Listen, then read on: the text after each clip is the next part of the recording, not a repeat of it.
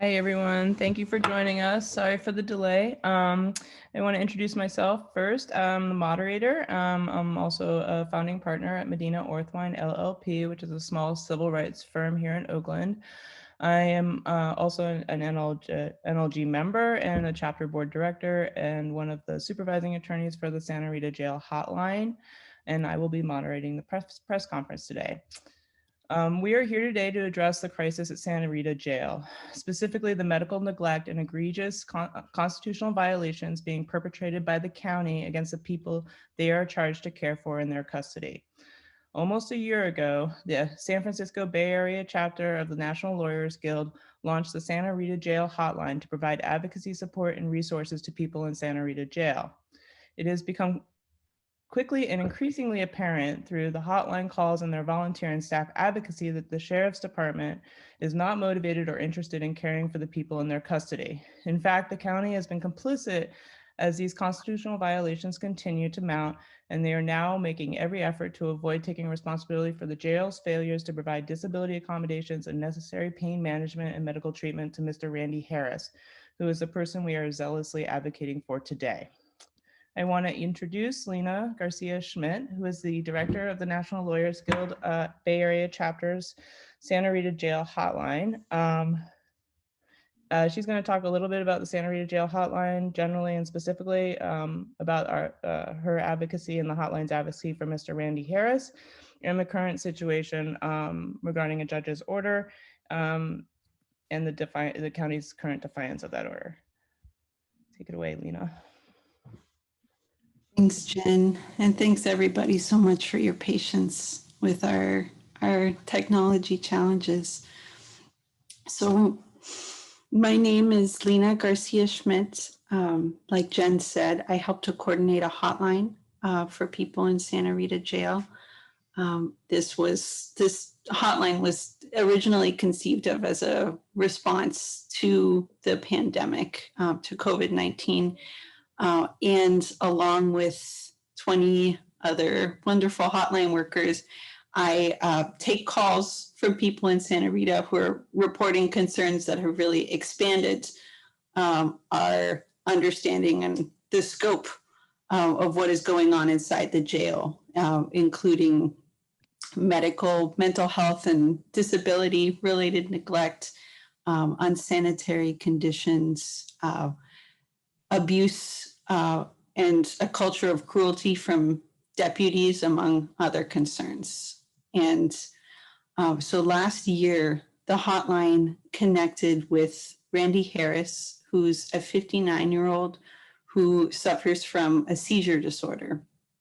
And due to his condition, Randy requested to be placed on a ground floor cell in the jail, and he was rejected multiple times by deputies who claimed it would be too much work to move him.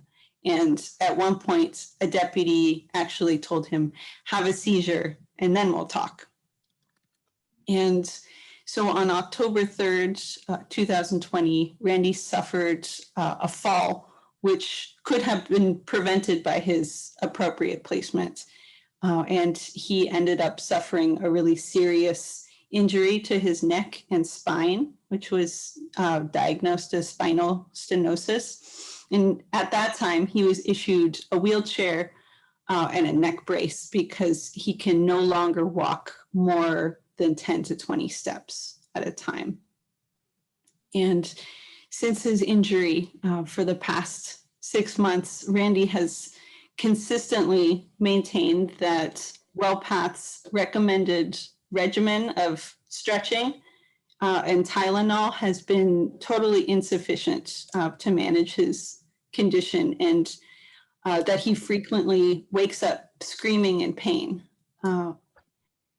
And he also maintains that this treatment from Wellpath is in fact exacerbating his condition because the medication he's been placed on is causing him to develop painful stomach ulcers. And Randy learned recently that his condition, his neck injury, could be alleviated. The pain could be treated by a number of methods, one of which includes surgery. And Santa Rita Jail and Wellpath have been unwilling to recommend Randy to an orthopedic surgeon or a neurosurgeon, or to schedule outpatient consultations to actually determine if this surgery is needed. And so he's unable to get a second opinion and is stuck in limbo where he's in extreme pain every single day. And the response of Santa Rita Jail and their record-keeping practices and their behaviors betray the fact that they're not able to provide any kind of primary care to someone with medical concerns as serious as Randy's. They're simply triaging, responding when incidents happen, like when he suffers further falls, when he has high pain days. And it's worth noting that although there is no primary care set up in Santa Rita Jail, there are people, including Randy, who are incarcerated in the jail for years at a time, and they're not receiving any kind of medical care that we on the outside would expect to receive. So on Tuesday, April 13th, an emergency room physician informed the judge in Randy's case that the combination of Randy's chronic health conditions and the substandard pain control that he's received in Santa Rita could leave him in severe and debilitating pain and actually put him at risk of further injury, right, if he continues to be incarcerated with this level of care.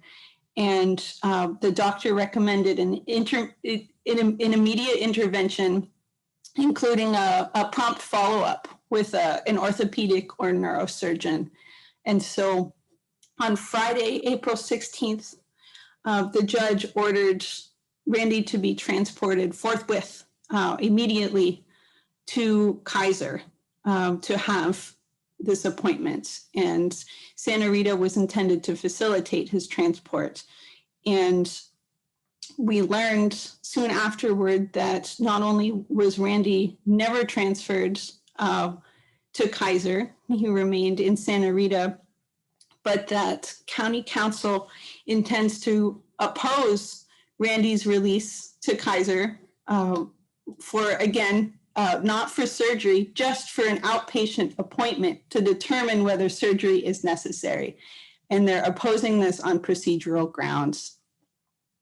So we're very concerned that this individual has been suffering and in extreme pain for the past 6 months. And not only has Santa Rita and Wellpath chosen to delay his care to do the minimum or less than the minimum necessary to manage his pain, but they're actually opposing him getting a second opinion because we believe they feel that it's setting a precedent by which other individuals who are also experiencing neglect might be able to bypass the neglectful and abusive practices of Santa Rita Jail and Wellpath.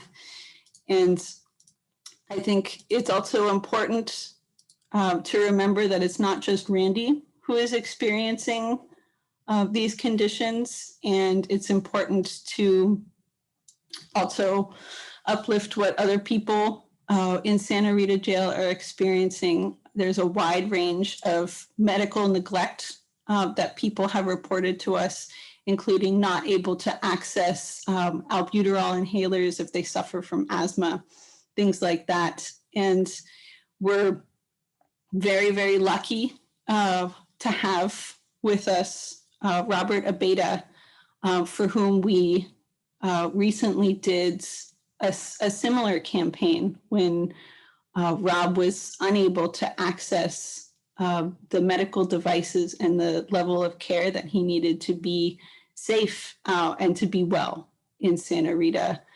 And Robert has experiences that parallel in many ways what Randy is experiencing, including a lack of disability accommodations. So I just wanted to say thank you to Rob for being here.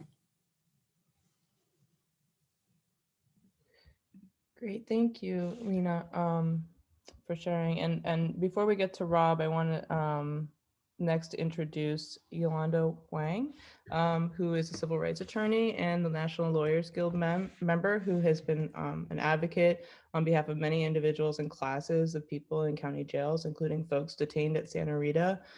She will be sharing about one of her clients who suffered excruciating pain and delays in obtaining medically necessary treatment while at Santa Rita Jail. Thank you for joining, Yolanda.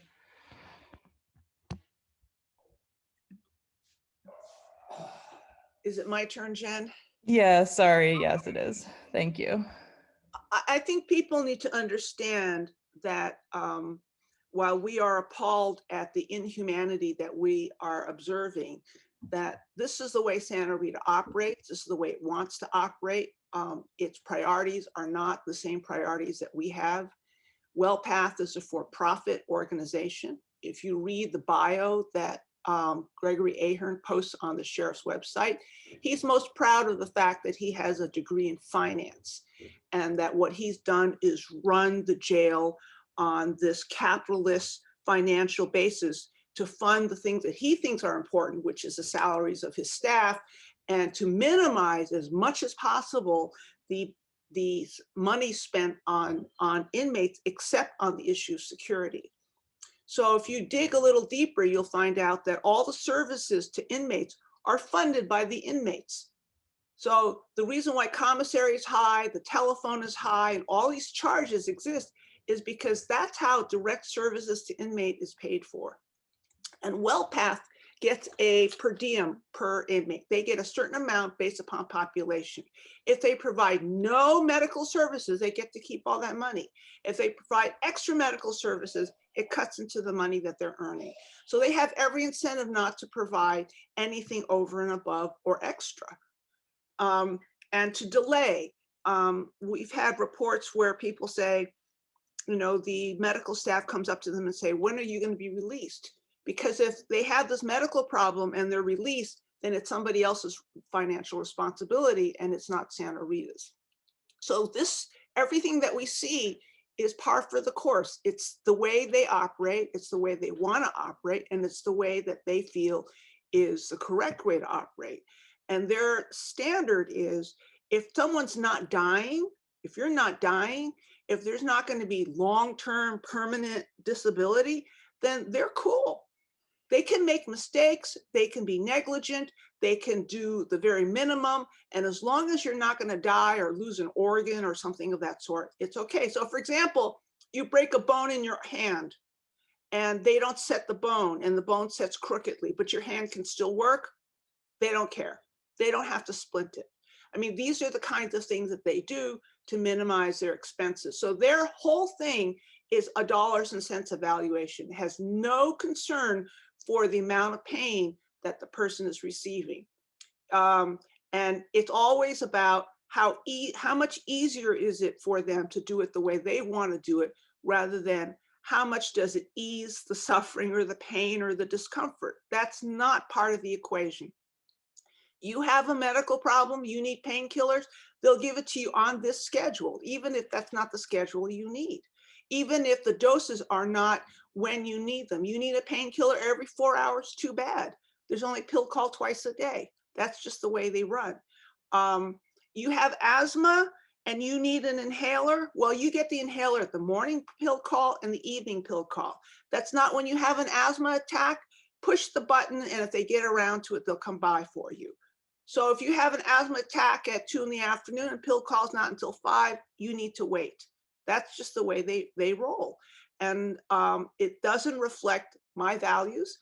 I don't think it reflects the values of most of the people in our county. And this is one of the reasons why we have to hold the sheriff accountable. And that's what he resists the most, accountability. That's basically what I need to say in a nutshell. And I'm sorry for going so fast. No, thank you for joining us. I know you have court soon, so I appreciate you taking the time and being able to speak today. And next, we have Robert Abeyta, who Alina kindly introduced a moment ago, and I want to introduce again. Robert is going to provide some brief background about his experience having been detained at the Santa Rita Jail and having endured similar deliberate indifference to his need for disability accommodations and medical care as Mr. Harris. Which led to the campaign that Lena mentioned moments ago on behalf of him and others in the Santa Rita Jail by the National Lawyers Guild and Advocates last summer.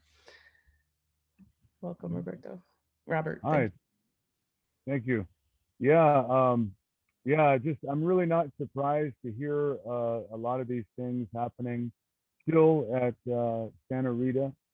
And yeah, I experienced everything that everybody's talking about from you know, when I was very much needing a wheelchair, them intentionally putting me in the top tier, and then, you know, kind of then making fun watching me go up the steps. You know, some of the guards, they would make fun. Oh, come on, you can do it. You can do it. Come on, kind of like it's a, you know, like some kind of show or something. You know, they would make out of it.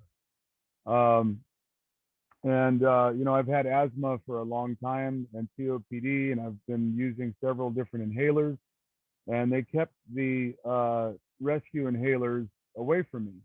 And I sometimes suffered attacks, asthma attacks, and didn't have my asthma inhaler for hours, and would have to call man down, and even then they would take a long time to come to bring medical care.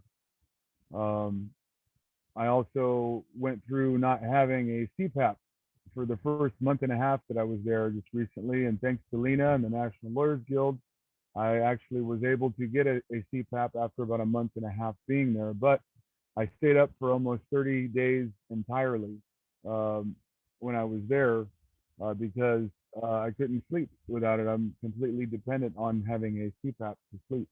But they were just, you know, they're, oh, well, if you have a problem in the middle of the night and you can't breathe, then just call us and we'll treat you for whatever problem you have there, you know. And that's pretty much their attitude about things is, you know, if it gets worse, then we'll treat whatever happens worse. You know, if you have an asthma attack and you can't breathe, or you have a seizure or something, then we'll treat that once it happens. They won't do anything preventive really unless they're really forced to.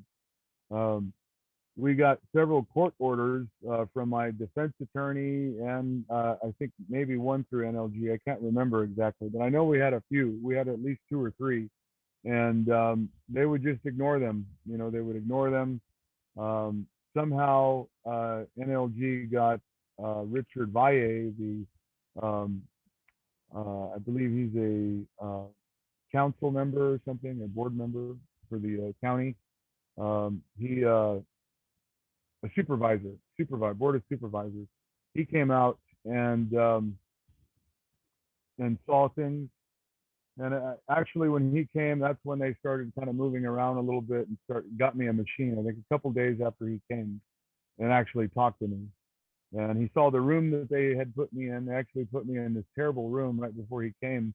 That was that had a dirty mattress and dirty floor. And he took pictures of that actually. Surprised me that he's like, this is the room they have you in? They actually put me in that special room, I think, because they thought he was coming, but they didn't know, for whatever reason, they weren't aware that the room was in disrepair. Yeah, I agree with everything that's being said, and you know, I'm just very grateful to NLG and Lena. Everyone's been great helping me through this whole process. You know, I wouldn't even be out right now if it wasn't for NLG. Lena had sent me the information about the court case that helped those of us incarcerated to get our stimulus check, which was the Scholl versus Munchin, I think it was, and she sent me the forms to you know, to get it, and I was able to bail out along with others. We were all, a number of us were able to bail out due to that information. yeah, so I wouldn't be sitting here. I'd be still in there fighting a case. They had the advantage because I was in there and I couldn't bail myself out. But now I'm in a much better situation and looking at a better outcome. So yeah, that's what I have to say about that. Thank you, Robert. Sure. Next, I want to introduce Jose Bernal, who's the organizing director at the Ella Baker Center for Human Rights and works with Decarcerated Alameda. He will be discussing the calls for additional funding for the sheriff and how this is not the path to solve, let alone improve the problem. Jose, welcome. And thank you, Robert, for sharing your story. I want to start by talking about the greater picture here, right? The picture that we're talking about, that we in Alameda County have a sheriff's department that is unaccountable, not transparent, and has a blatant disregard for human life. I don't say that lightly. And I will tell you an example, a very clear example, that in the last few months, we have had 2 in custody deaths. We have had 2 human beings who have died while in custody. We had Jonas Park, 33 years old, died in February. A couple of weeks ago, it was reported that a woman died while in custody, and that's all we know. And the only reason we know that she died while in custody is because it came out during a court proceeding with a class action lawsuit. Had that court proceeding not happened, we would have never known. We don't know anything else. We don't know the circumstances. We don't know where she was housed. We don't know what her name is. We don't know how long she had been incarcerated. We have no reports, no videos, nothing. Because that is the impunity, that is the non-transparent, unaccountable nature of the sheriff's office. So it is clear to me that Alameda County Sheriff Greg Ahern has created a culture within this department that is riddled with corruption, cruelty, blatant disregard for human life. So it is unacceptable that as I speak right now, the Alameda County Sheriff has a budget of $500 million. $500 million. Just last week, the sheriff was asking for an additional $66 million. And this is a problem. As today, as we sit here and the nation, it has eyes on what is going on in Minneapolis and Chicago, we need to remind ourselves that this is happening right here in our home in various different forms, because state violence takes various different forms. When you take someone away from their family, when you take them by force and cage them, that is state violence. When you take our valuable tax dollars away from us and you invest them into more guards, more cages, more military equipment, like that is state violence. That is harming our folks. And so that is what I want to talk about. And as I am talking here, I'm also going to tell you the following names. Jonas Park, 33 years old. Christopher Crosby, 31 years old. Ray Porter, 66 years old. Raymond Reyes, 22 years old. Christopher Thomas, 44 years old. Christian Madrigal, 20 years old. These are just some of the people out of the 50 people that I can count off the top of my head right now. Those are just some of the people who have died in custody in the last few years. And that is unacceptable. That is egregious. That is horrible. That is horrendous. That is not acceptable for us to continue down that path. And we need to reinvest our valuable tax dollars into affirming our communities, affirming health affirming resources, because we cannot continue down this path. Thank you. Thank you, Jose. Also want to name Jessica St. Louis, who was 26 years old, who also died when released in the middle of the night without transport, and walked to BART and found there in the early morning. I want to introduce Kat Brooks next, and lastly. Kat is a well-known activist and has founded the Anti-Police Terror Project. She's also a former executive director at the Bay Area National Lawyers the Bay Area National Lawyers Guild. She also became an organizer for the Black Lives Matter movement. She will be speaking about police on the street and cruelty to those inside at the hands of the guards and sheriff. Good morning, everyone. Thank you for those that are here. Thank you for the organizers of this press conference. I will be brief. I'm sure that folks have covered most of what I'm going to say, but apparently we need to repeat ourselves over and over and over again because we've been screaming into the wind for years about Greg Ahern and Santa Rita Jail, and no one seems to be listening. Almost 50 people, as Jose talked about, have died in Santa Rita Jail since 2014. They claim suicide in many of those cases, but we have a saying on the streets, if it happened on the inside, it wasn't suicide. Women forced to give birth in cells alone, rat-infested food, walls covered with urine and blood. I know because I've been a guest at Santa Rita myself. No care or concern to prevent COVID, torture, and torment, and this is the largest provider of mental health services to our community. Our people are profiled, beaten, tormented, and tortured on the street by local law enforcement and then literally hand-delivered to hell. Cases like what we were talking about today once again make it clear that Santa Rita is a torture chamber, it is a death trap, and it needs to be shut down, not reformed or fixed, shut down right now, today. Literally every minute that our loved ones are in that hellhole is one more minute that they are potentially closer to death, literally. I continue to be flabbergasted that our elected officials that are supposed to supervise, hold accountable Greg Ahern, continue to do nothing. Continue to allow things like this to happen, continue to sanction state-sponsored torture and murder. Maybe this will be the case that wakes them up. I doubt it, but maybe. Thank you. Thank you, Kat. Next, we want to open it up to the questions that are being asked. The first question is asking, they've been following the Babu versus Ahern litigation, and the parties report that they are close to a settlement. Thus far, the litigation has only resulted in more money to the Alameda County Sheriff's Office or for Santa Rita Jail. Is this a concern of the National Lawyers Guild? Does anyone want to?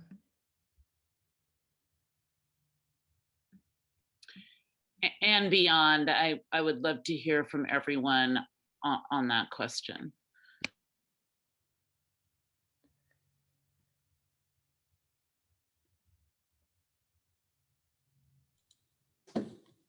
Sure. Yeah, I can say something. I think that, Randy's situation, which we just described, and also what Robert so generously shared with us just now, really reveals to us again the fact that when given funds, the sheriff is going to choose to invest in his deputies. He's going to choose to invest in equipment. They're asking for money this week from the supervisors to purchase a number of weapons, a gun locker, things like that. They're always going to invest in that and then try to reduce whatever costs are associated with incarcerated people, whether it's healthcare, whether it's the cost of food, minimize those costs. And like Yolanda said, provide people with the bare minimum.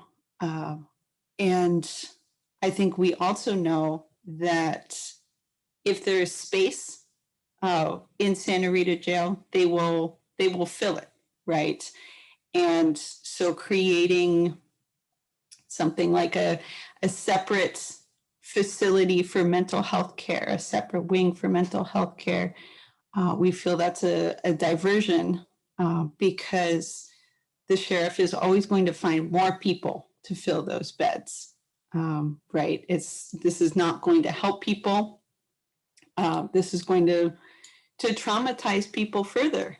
And the point at which people begin to receive mental health care should not be when they enter Santa Rita Jail, because Santa Rita does not provide anything to people aside from medication, no therapy, no programs or classes, right? People have to fight just to get their GEDs. Santa Rita is not going to provide people with the kind of care that they need. And so, yes, we're concerned and feel that the answer is not to give more money to the sheriff, which again, he'll use for his sworn staff first and disinvest in the well-being of incarcerated people. The answer is to invest in other approaches that have nothing to do with law enforcement and nothing to do with the jail.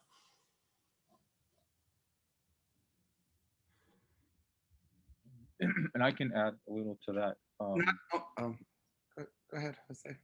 Yeah, I can add just a little bit more to that, what Lena said. So if you look at Santa Rita Jail, if you look at the numbers, let's just look at the numbers for 1 second. The jail population has significantly decreased over the last decade. You can look it up. That's a fact. Between 2007, 2017, it went down at least 44%. At the same time, the sheriff's budget has not gone down. The sheriff's budget has actually ballooned. It's increased.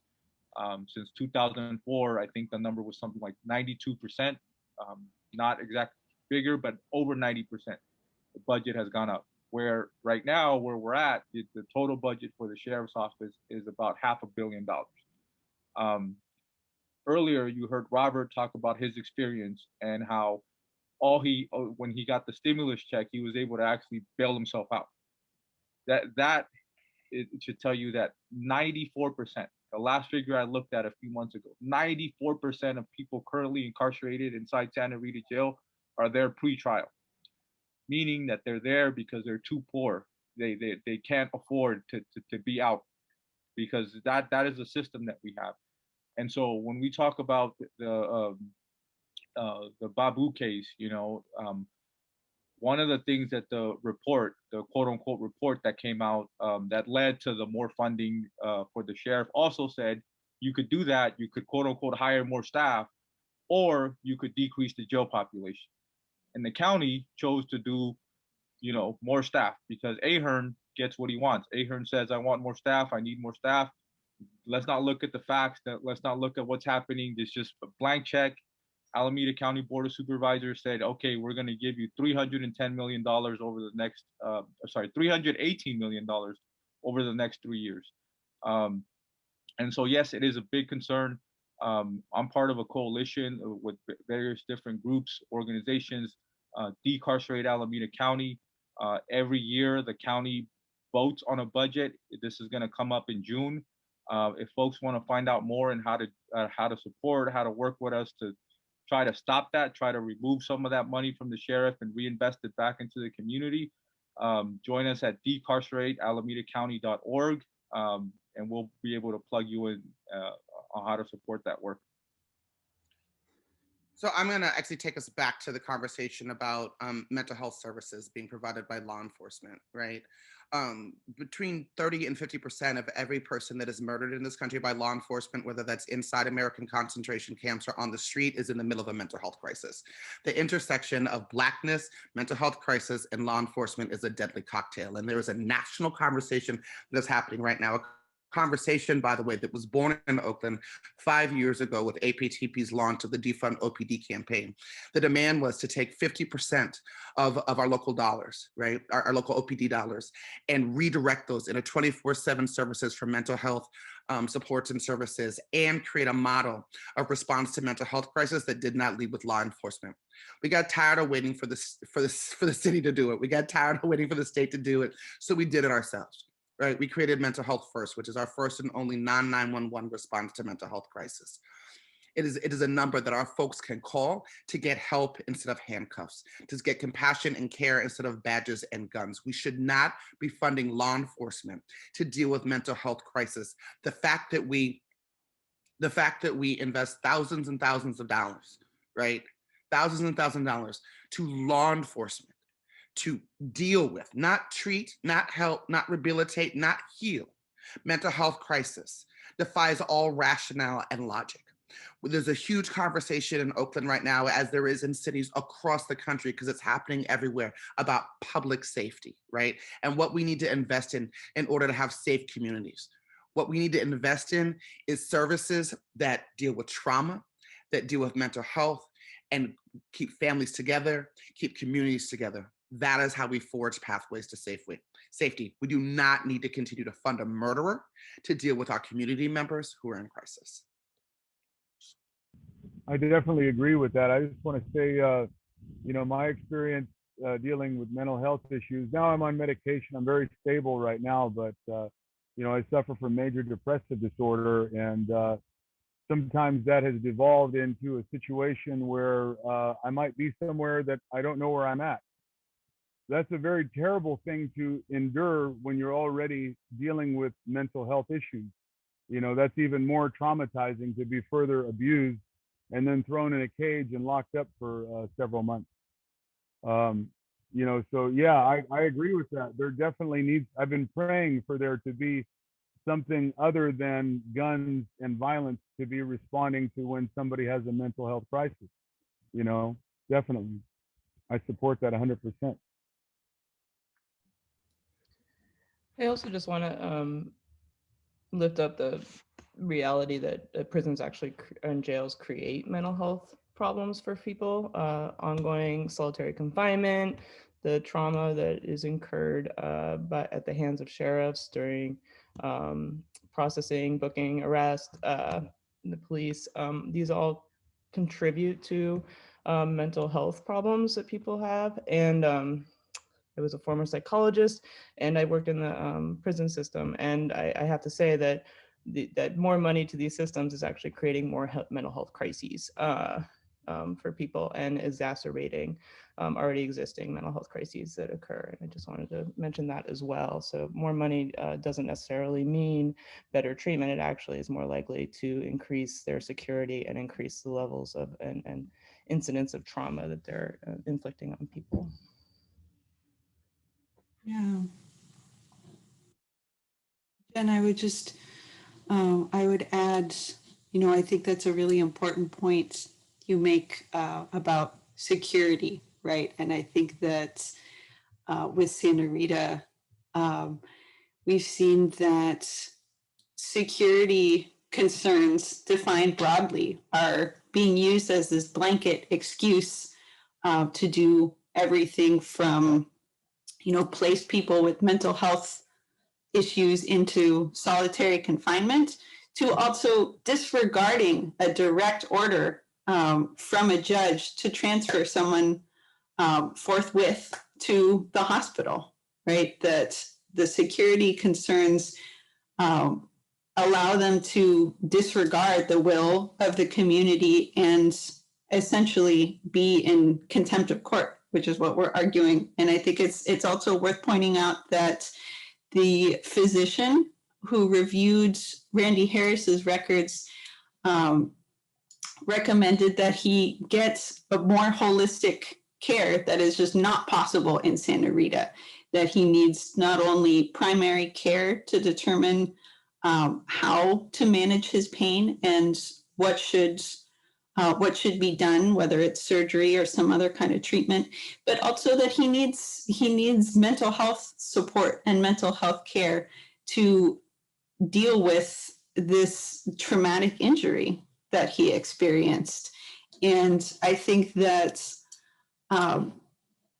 with this disregard of the judge's order in Randy Harris's case, and also with the situation that Rob has been through, I think that the sheriff is counting on the fact that we will forget and that we will give up because it's so difficult, right? It's so difficult for people to get mental health care. It's difficult for people to get medical care.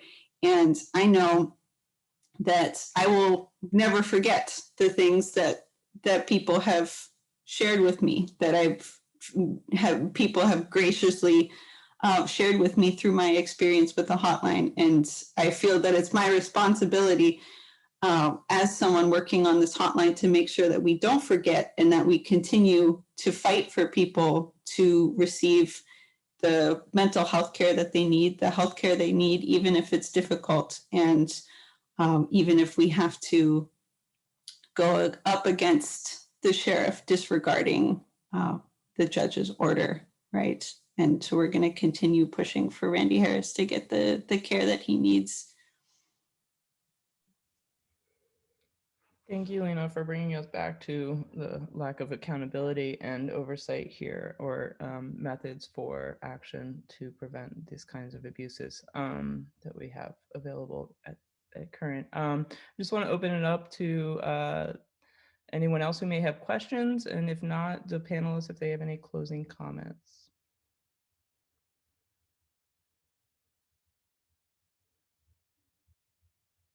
Yes, Sheriff Ahern is in contempt of court. Okay, would anyone, Kat, would you like to provide any closing remarks, or anyone else? I don't know that I have much more to say, with the exception of reiterating what I said earlier about being flabbergasted that Ahern is allowed to continue to torture and maim and murder and harass, and the list goes on and on and on and on. And there's no accountability. But except for us, right? There's no outrage. And I don't know how many more people have to die or suffer at his hands.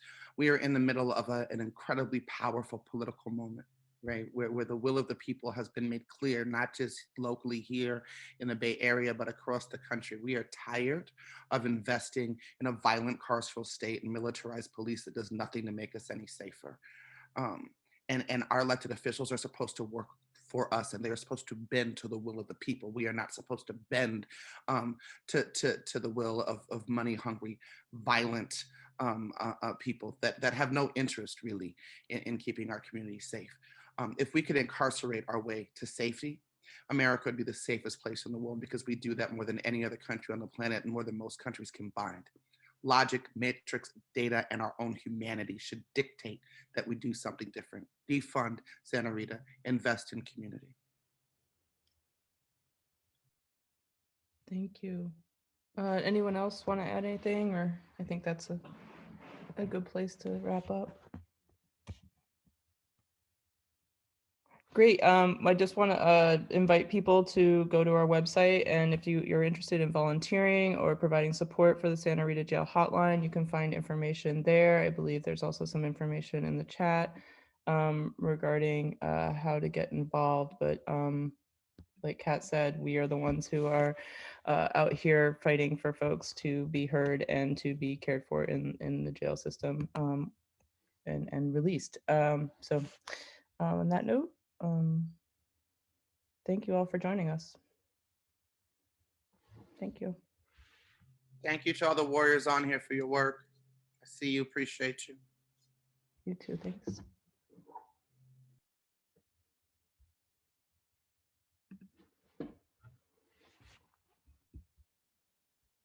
Thank you again, Rob, for joining us. Yeah, no, my pleasure. Thank you for having me. Yeah, thank you, Rob.